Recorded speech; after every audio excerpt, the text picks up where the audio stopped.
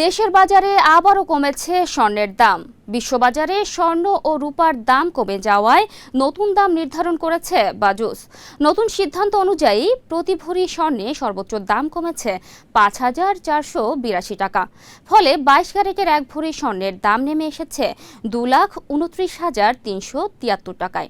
এর আগে ২ জুন ভরিতে ৩,২৬৬ টাকা কমানো হয়েছিল। সব মিলিয়ে ঈদের পর স্বর্ণের দাম কমেছে ৮,৭৪৮ টাকা। শুধু স্বর্ণ নয়, কমেছে রূপার দামও। ২২ ক্যারেটের প্রতি ভরি রূপার দাম নির্ধারণ করা হয়েছে ৫,২৪৯ টাকা। ব্যবসায়ীরা বলছেন, আন্তর্জাতিক বাজারে স্বর্ণের দামে বড় ধরনের পতনের প্রভাব পড়েছে দেশের বাজারেও। গত এক মাসে বিশ্ববাজারে প্রতি আউন্স স্বর্ণের দাম কমেছে $222। শুধু গতকালই কমেছে প্রায় $149। ফলে কয়েক মাসের রেকর্ড ঊর্ধ্বগতির পর এখন কিছুটা স্বস্তি ফিরেছে স্বর্ণের বাজারে।